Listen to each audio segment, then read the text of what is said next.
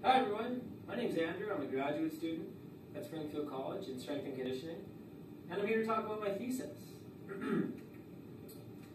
What am I curious about? Well, as a strength coach, I'm curious about hypertrophy, because hypertrophy is one important element for strength and power. The cross-sectional area of a muscle is directly related to the amount of force it can put out. And if you think back to elementary school PE class, who was the best kid in PE class? It was generally the biggest, fastest, strongest person. They were usually the best. And in sports, the same concepts typically hold true. And so the programming requirements for hypertrophy are pretty well known. We need to use short rest intervals. We need to use moderate intensity, somewhere between 60 to 80% of an individual's 1 rep max. You want to use high volume of training, so lots of sets, lots of reps. Sets to failure are also helpful, and also using big muscle groups. Those are also helpful. And so the reason short rest intervals have been suggested they're designed to reach a sort of physiological sweet spot, you can call it, where basically if you start a set of training too soon, the muscles haven't recovered and they're not ready to go. You'll only get a few reps and the muscle will basically crash and burn. But then again, if you wait too long in between your sets of training, you're not going to get an optimal release of growth hormone, testosterone, and a variety of anabolic hormones. And those are the ones that mediate hypertrophy. At the simplest level, hypertrophy is nothing more than an increase in protein synthesis over breakdown. So basically, you're building more protein than you're breaking down. And so the focus of my thesis is on these rest intervals, because short rest intervals, again, as I said, are designed to reach this physiological equilibrium. However, there's differences in an individual, in your fitness level, in your energy system recruitment, how tired you are. A lot of these things are going to affect how much time you need to recover, how much time you need to achieve this hypertrophic equilibrium.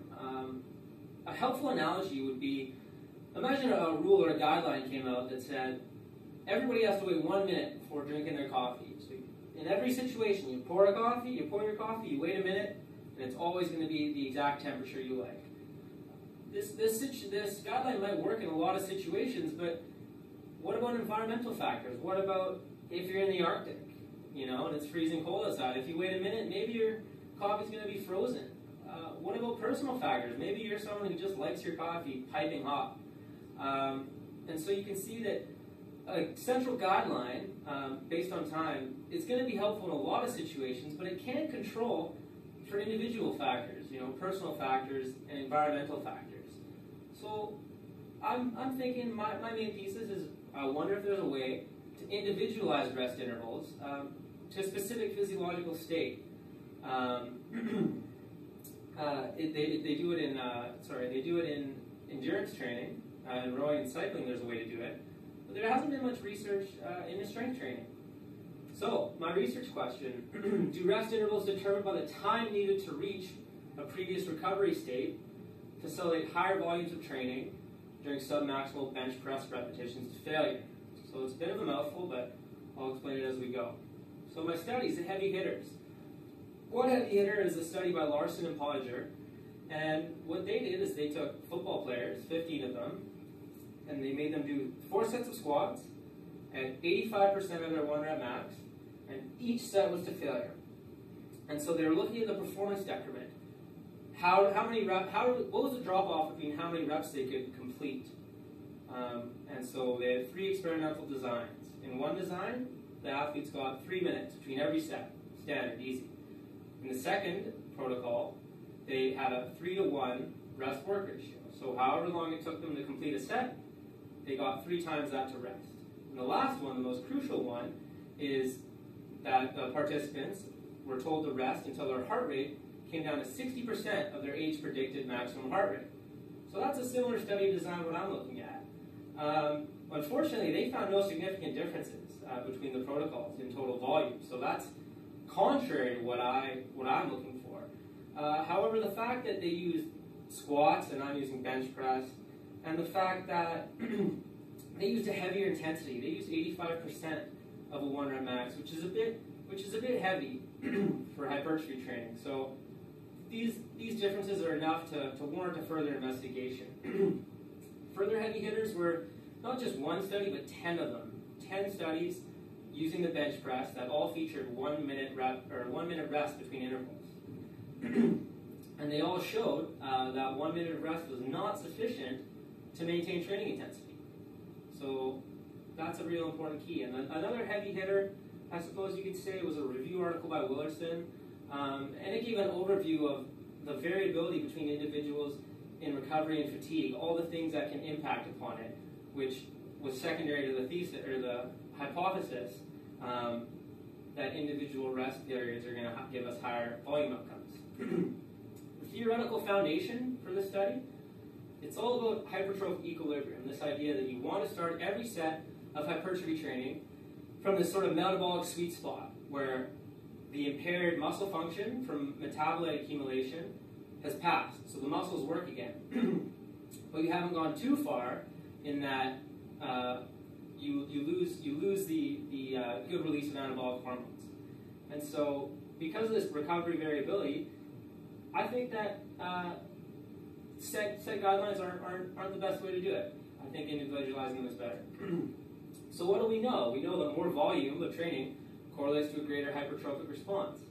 We know that rest intervals during hypertrophy training need to last long enough to allow for clearance of fatigue-inducing metabolites. We know that 60-second rest intervals are insufficient to maintain training volume. We know that significant variation exists in the time exercisers need to reach hypertrophic equilibrium.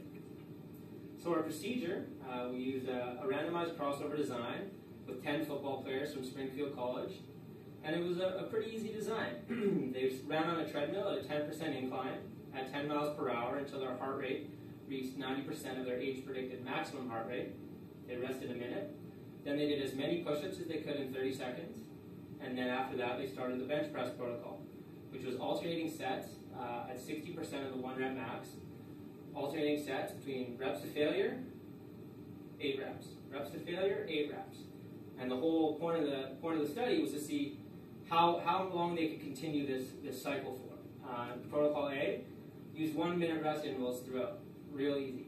Protocol B, they recorded the heart rate 55 seconds after the push-up warm-up, and all the subsequent sets started when the athlete came down to that heart rate. Who participated? Real easy, stats. I don't need to go into that too much detail. What instruments do we use? Again, pretty simple. Heart rate monitor, treadmill, stopwatch, standard barbell, and bench. All the things you find in a gym. So what did we find? We found a significant difference. We found that when you manage rest intervals by heart rate, you get more volume. We set our alpha level at 0.05. We used a paired samples t-test. The average sets completed in Protocol A was about 6. In Protocol B, it was almost 7.5. So we saw almost 1.5 extra sets when you calculate rest by time to heart rate. Here are other than that, no interesting stats. We had normal distribution, and the average difference between protocols is 23%. Similarities to previous research. We used hypertrophy type lows. We used 60-second rest intervals, tracked performance decrement. How is the study different? Well, we're the only study to calculate rest based on previous heart rate state. That's the big kicker. Limitations: we had no control over outside training. We assumed that the participants gave a full effort. We assumed that the 1 rep max data we got from their fitness testing was accurate. Practical application: if this is true, if heart rate mediated rest intervals give you more volume, we might get more hypertrophy. So practical applications is basically to use it. What's next? We need more research to see if a long-term protocol using heart rate mediated rest intervals gives us greater hypertrophic adaptation. And it'd be also nice to compare how participants' metabolic profile between the two protocols would change, whether or not concentrations of anabolic hormones and so on and so forth would change or be affected either positively or negatively. And that's an overview of my thesis. Thanks for listening. I'll answer any questions.